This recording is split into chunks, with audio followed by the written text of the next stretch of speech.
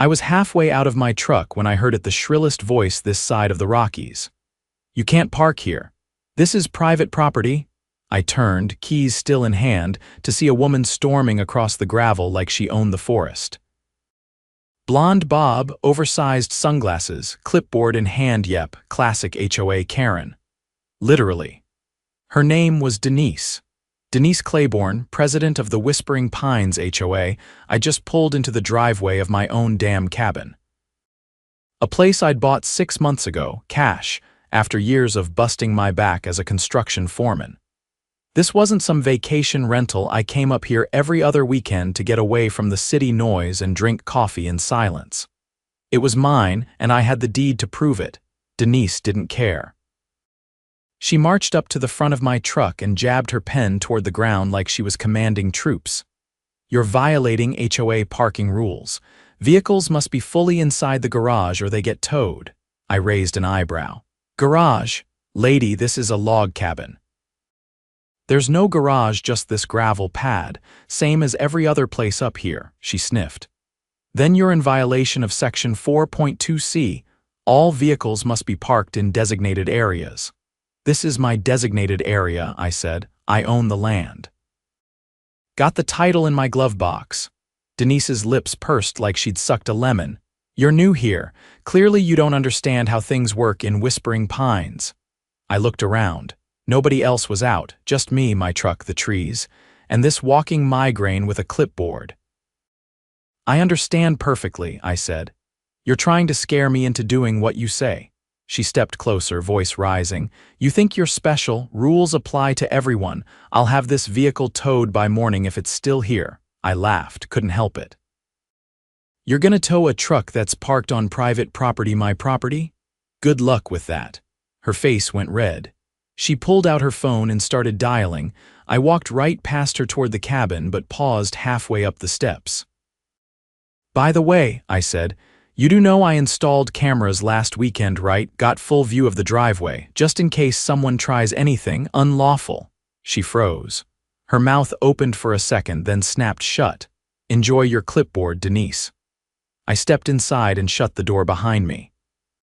Through the window, I watched her storm back down the driveway, heels crunching the gravel like angry firecrackers. That night, I didn't sleep much. Around 2 in the morning, I heard tires crunching outside. I peeked through the blinds and sure enough, flatbed tow truck creeping up the road.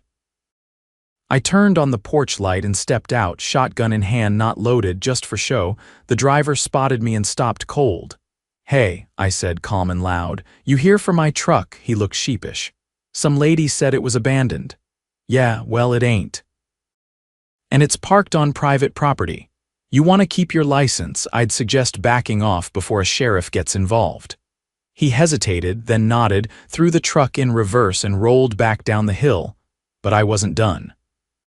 The next morning, I drove down to the county sheriff's office and filed a formal report. Attempted vehicle theft. I brought my footage, printed stills, even caught Denise's license plate as she followed the tow truck up the hill in her Lexus. Deputy McAllister didn't say much, but he raised his eyebrows more than once. "Mind if we pay her a visit?" he asked. I grinned. "I was hoping you'd say that." Denise's face didn't show up around my cabin for the next few days, which was surprising. I figured she'd be back with another rulebook or threat, but apparently the deputy's visit made more of an impact than I expected. Still, I knew better than to assume she was finished. People like her didn't stop, they regrouped. By the following weekend, I was back at the cabin, dragging cedar planks off my trailer to rebuild the back deck. Sweat rolled down my neck as I worked, and the sound of hammering filled the trees. Just as I was securing the last board, an SUV pulled up and parked at the edge of the property line.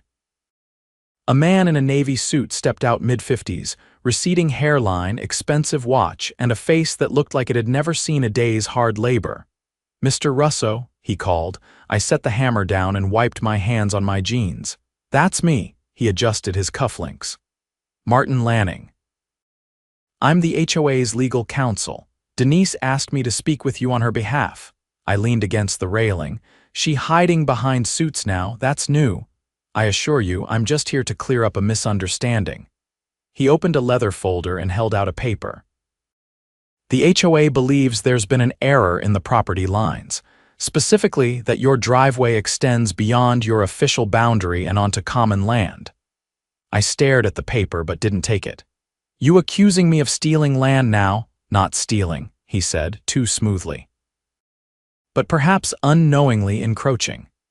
The board is prepared to offer a resolution if you agree to relinquish the disputed 10 feet. The HOA will drop any pending complaints. I crossed my arms. Funny. I had the survey done myself when I bought the place. County records confirm every inch. You're 11 feet off, not me, he blinked. Perhaps we could review the documents together, already shared them with the sheriff, I said. And my real estate attorney, what Denise is doing, that's attempted fraud. His mouth tightened. Let's not escalate things unnecessarily. I stepped off the deck and walked right up to him. You're standing on private property. I suggest you leave before I call the same deputy who paid Denise a visit last week. He closed the folder with a snap and turned without another word. That night, I drove into town for supplies, gas for the generator, some fresh eggs from the farm stand. When I came back, something felt off. The cabin looked the same, but the air was quiet in a way that made the back of my neck itch. I walked around the side and crouched by the crawlspace entrance. The padlock I'd installed last month was missing. In its place was a new lock, shiny, untouched, and definitely not mine. I didn't waste time. I called Deputy McAllister and explained what I found. He told me to stay put and arrived within 20 minutes, headlights cutting through the trees. He crouched beside me, flashlight scanning the lock. This isn't standard HOA procedure, he said, frowning. You give anyone permission to access down here? Nope. Only time I've been under there was to check the water lines in February. We pried the lock off with a crowbar from my truck. What we found inside made my stomach tighten. A small wireless camera had been mounted beneath the floorboards, aimed upward right toward the center of my living room. McAllister didn't say anything for a second, then he stood up slowly. Well, that just turned into a felony. We spent the next few hours combing the rest of the crawlspace and found 2 more devices, one pointed toward the water heater, another covering the breaker box. All looked brand new. All wired to a single battery hub with a SIM card uplink. Someone wanted eyes in here, McAllister said, and they didn't want you to know. By dawn, the sheriff's office had a forensics team bagging evidence. McAllister asked if I could identify who might have had access, and I didn't hesitate. Only folks who have been sniffing around lately are the HOA, Denise and her lawyer, he nodded. We'll run the serials. If these were purchased with a card, we'll find out whose. I stayed off the property the next 3 days, not because I was afraid, because I wanted them to think I was.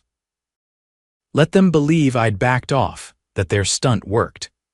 Meanwhile, I drove to the county clerk's office and requested the original HOA charter and all amendments filed since its inception. Took the better part of a morning, but what I found was gold. In 1999, Whispering Pines HOA had filed a boundary adjustment to absorb a section of undeveloped forest into common land. Problem was, the county never approved the filing. The plat map still showed those lots as privately owned, unclaimed, and untaxed. Which meant any HOA control over that land was non-existent. Guess where my driveway sits? I sent copies of everything to McAllister and my attorney. Then I waited. On Friday, a marked cruiser rolled into the HOA office parking lot in town, a warrant in hand. I wasn't there, but the clerk texted me later, said Denise came out yelling about misunderstandings and political harassment before being told to sit down and stay quiet. Apparently, the cameras had been purchased with the HOA's corporate card and shipped directly to her address. The local paper ran the story 2 days later. HOA president under investigation for illegal surveillance. I returned to my cabin that weekend. No clipboard patrols, no legal threats, just the sound of birds, wind through the pines, and the crackle of firewood in the hearth. I didn't need to post any signs. The news had done that for me, but just to be sure, I installed 2 new cameras, not hidden big, obvious ones with blinking red LEDs.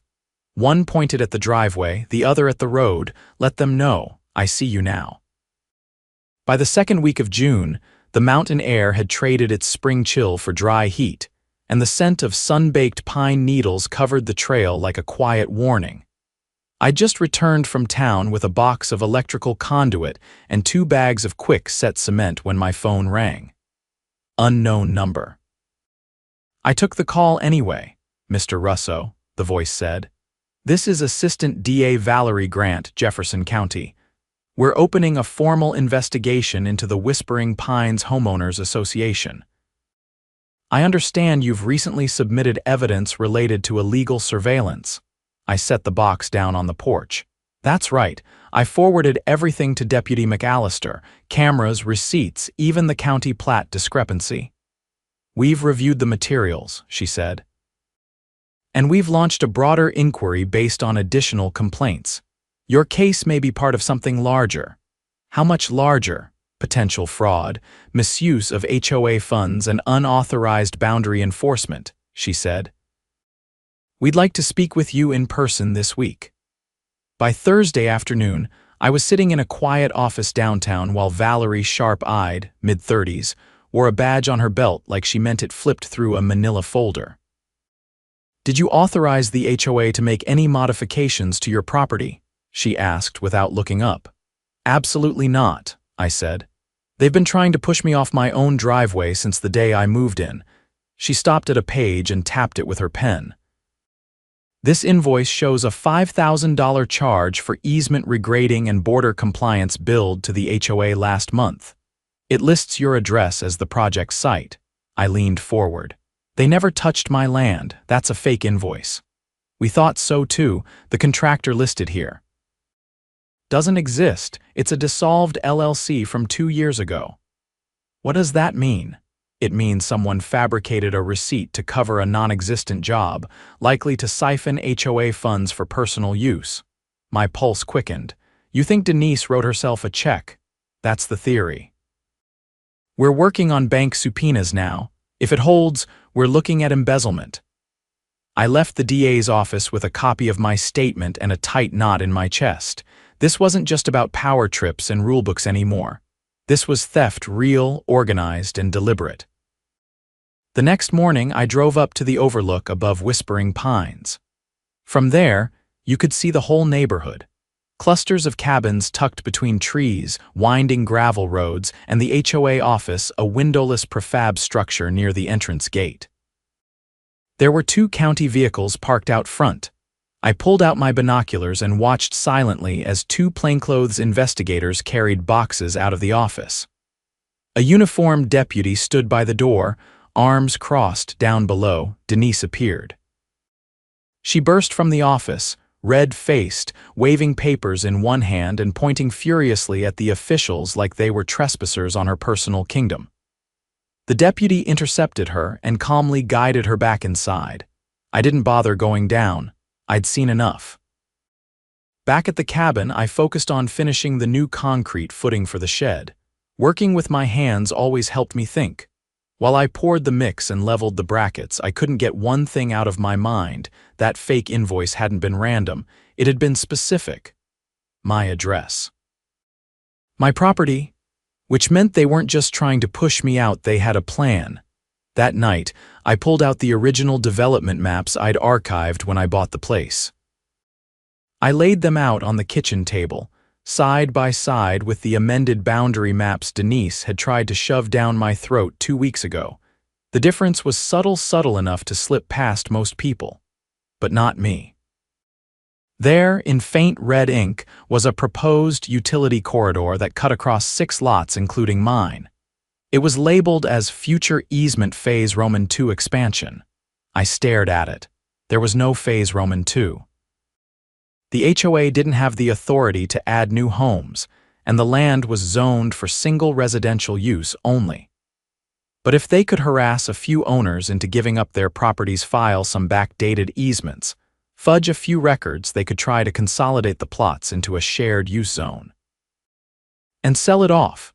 I drove into town the following day and met with a land use attorney named Glenn Vega. Retired city councilman, sharp as a nail, and known across the county for chewing up shady developers like sunflower seeds. Glenn studied the maps in silence for a long time. Then he looked up and said, "They're trying to create a pseudo-condo development. That's why they want your land. You're the last piece in the puzzle." Is that legal? Only if they own all the parcels, which they don't, and falsifying easements. That's real jail time. Can we stop it? Not only that, he said, we can burn the whole operation down. Over the next week, Glenn and I compiled everything: the forged invoices, the illegal surveillance, the unapproved boundary adjustments, and now the altered development plans.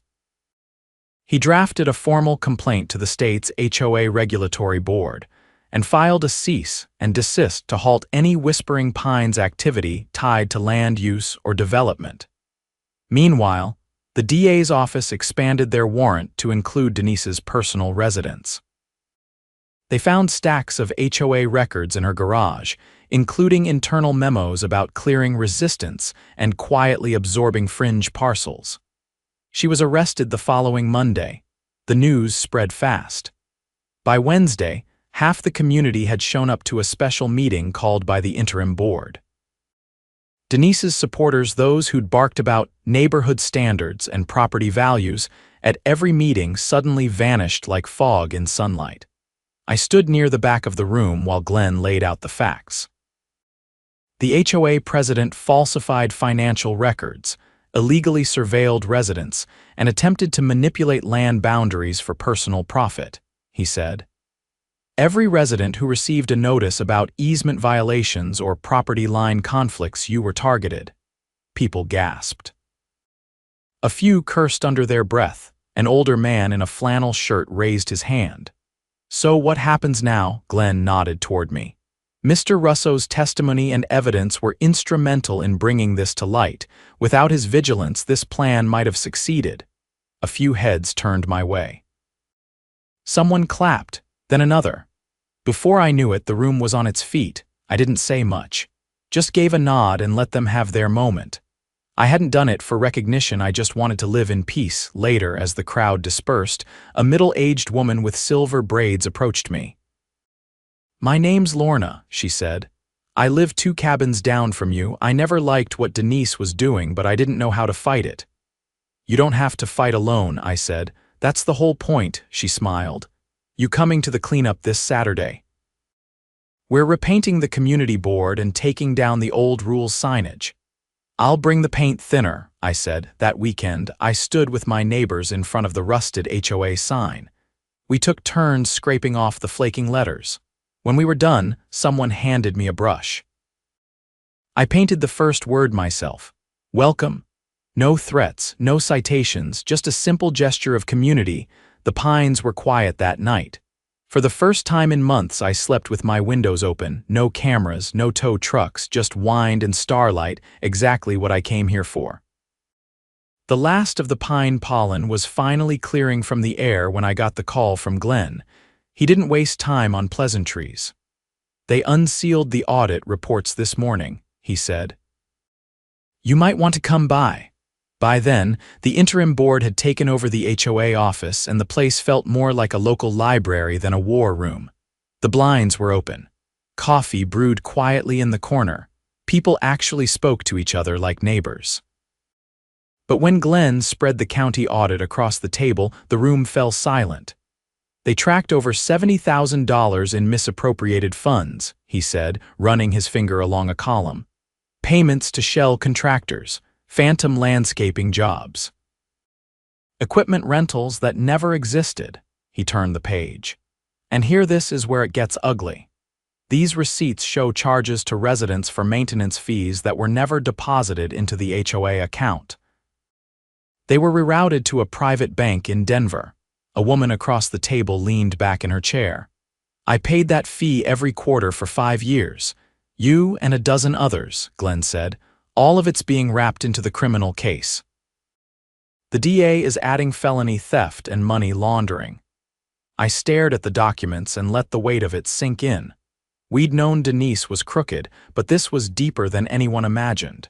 She hadn't just bullied people, she'd siphoned off their trust, their money, and their peace of mind. "Where's the rest of the board from before?" I asked. Two resigned the day after the search warrant, the treasurer's under investigation, the secretary's claiming she didn't know anything, but Glenn tapped a highlighted section. Her signature approved 3 of the fake payments. I nodded slowly. "What about restitution?" Glenn's brow furrowed. "That'll take time. The county's freezing assets now. Best case, the stolen funds get liquidated and returned. Worst case, victims will have to pursue civil claims." The room stayed quiet after that. Sometimes justice didn't come clean and neat, it came in fragments, layered between court filings and forensic accounting. But it was coming. Outside, a breeze rustled the branches, and for the first time since I bought the cabin, I felt something close to closure. Later that week, I got a knock at my door while I was installing the new solar inverter. A man stood on the steps, mid-40s, denim work shirt, worn boots, and a nervous energy in his shoulders. "Name's Doug," he said. "I'm on lot 39. I heard about what you did. Wanted to say thanks." I wiped my hands on a towel and nodded. "We all had a piece in it." He hesitated, then stepped closer. "You ever think about running? For the board, I mean," I nearly laughed. "I'm not exactly the rules and bylaws type." "Maybe that's why you should. We need someone who'll keep folks honest." I didn't answer right away. Honestly, I hadn't thought about it. I'd come to Whispering Pines to be left alone, not to run meetings or chase budgets. But the truth was, things had changed. People were talking over fences now. Neighbors who used to stare at the ground when they passed each other were sharing garden tools and weekend plans. The fear was gone. In its place was something else: ownership. "I'll think about it," I said. Doug nodded. "That's all I was hoping." He turned to leave, then paused. "Oh, one more thing. You know that old trail behind the north lots, the one Denise said was restricted?" "Yeah, I walked it last fall. Beautiful stretch. Turns out it's county land, public access, always has been. She just posted fake signs to keep people off her back porch." I stared. "So she was fencing off land that didn't belong to her?" Doug grinned. "That's what the county surveyor said. They pulled the signs yesterday. Whole trail's open now." After he left, I grabbed my boots, locked up the cabin, and took the north trail. It curved around the ridge, shaded by ponderosas, and opened onto a clearing with a view that made you forget how to speak. Snow capped peaks in the distance. Hawks drifting in lazy circles overhead. I sat on a log and listened to the wind. For the first time in months, the only sound was nature. No engines, no arguments, no clipboards. The next week, the county courthouse held Denise's arraignment. I didn't attend, but I followed the coverage. Her lawyer tried to paint her as overwhelmed and misguided, but the DA wasn't buying it. The judge denied bail on the grounds of flight risk and tampering with evidence. She was led away in cuffs, head down, lips pressed tight. The same day, the Whispering Pines board posted its first open meeting notice without threats or jargon, just an invitation. Community discussion on future projects, all residents welcome. I stood in the back of the lodge while they debated trail maintenance and snowplow contracts. No shouting, no glares, just people trying to live together without stepping on each other's necks.